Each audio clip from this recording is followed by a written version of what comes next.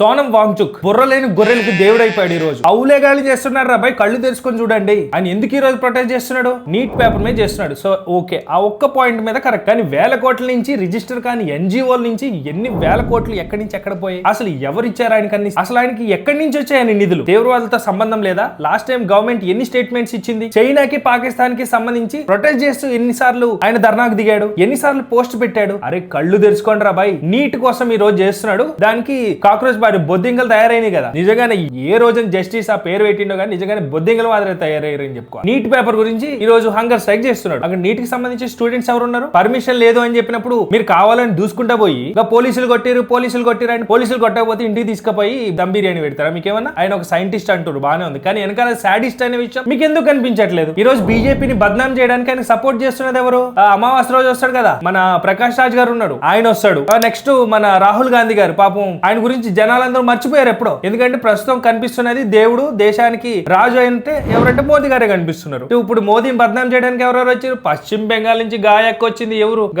మమతా బెనర్జీ అక్క, నెక్స్ట్ రాహుల్ గాంధీ అన్న, ఆమ్ ఆద్మీ పార్టీ, వీళ్ళందరూ కలిసి ఏం చేస్తారు? బీజేపీని ఎంత బద్నాం చేయాలో అంత బద్నాం చేయడానికి ట్రై చేస్తారు. యాక్చువల్ గా ఈ ప్రొటెస్ట్ చేయాలంటే ఫస్ట్ ఎవరు చేయాలా? రాహుల్ గాంధీకి ఆ మాత్రం బుర్ర లేదా? కోడి బుర్ర అనుకోవాలా? ఈ రోజు ఆయన చేయాల్సిన ప్రొటెస్ట్ కి వేరే వాళ్ళు సపోర్ట్ ఇవ్వాలి, కానీ ఎవడో చేస్తున్న దానికి ఈ నెల సపోర్ట్ ఇచ్చిండట. అంటే ఇప్పుడు ఈ అన్నిటికన్నా కూడా రాహుల్ గాంధీ దేశానికి దేవుడు అని ఆయన గురించి మర్చిపోతున్న ఈ జెన్జీ జనరేషన్ కి గుర్తు చేయాలి.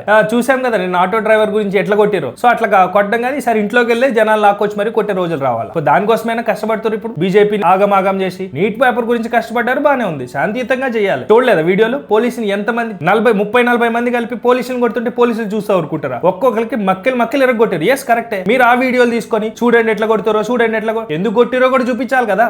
అందుకనే అనేది బొద్దింకల్లానే ఉంటారు. ఎప్పుడైనా మార్టిన్ కొడతారు, తేడా వస్తే మోకాళ్ళ మీద కొడతారు. గదే జరిగింది ఈ రోజు. సో ఒక్కసారి సపోర్ట్ చేసే ముందు ఆయన గురించి తెలుసుకోండి. నీట్ పేపర్ గురించి చేస్తున్నారు, ఆ ఒక్క పాయింట్ సపోర్ట్ చేయొచ్చు. మరి నిన్న పిల్లలందరూ కొట్టించుకుంటున్నాడు, ప్రకాష్ రాజ్ ఎక్కడికి పోయిండు? వీళ్ళందరినీ కొడుతున్నప్పుడు మరి రాహుల్ గాంధీ ఎక్కడ పోయిండు? రావాలి కదా. తర్వాత ఆమ్ ఆద్మీ పార్టీ అధ్యక్షుడు ఆయన ఉన్నాడు కదా, ఆయన ఎందుకు రాలేదు? అంటే కొట్టించుకునేది, తిట్టించుకునేది, రోడ్ల మీద తిరిగేది నీట్ స్టూడెంట్స్ కాదు. మళ్ళీ భారతదేశ పౌరులు అయితే చాలు, ఎవడైనా రావచ్చు, ప్రొటెక్ట్ చేయొచ్చు. సో ఇది జరుగుతున్నది ప్రస్తుతం అయితే. సో ప్రతి ఓడు ఈ మధ్యన కొత్తది అయితే స్టార్ట్ చేశారు. ఏంటంటే తెలుగు స్టూడెంట్స్ అయితే ఎందుకు సపోర్ట్ చేయలే, వెనకాల ఎవరు ఉంటాడట. ఇంకా రామ్ చరణ్ కావాలి పిల్లలు పుట్టారంటే జనాలు వస్తారట. అరే బుర్రలేని దద్దమల్లారా, మీరు సపోర్ట్ చేస్తే సపోర్ట్ చేయండి, నిజమైతే నిజం మాట్లాడు, లేకపోతే లేదు. ఎందుకు తెలుగు రాష్ట్రాల్లో వాళ్ళని ఆగం చేస్తే ఆ రీల్ ప్రతి ఓడి చూస్తారు కదా. జర కొంచెం సెన్స్ ఉండాలి. దీని గురించి మీరేమంటారో కమెంట్ చేయండి.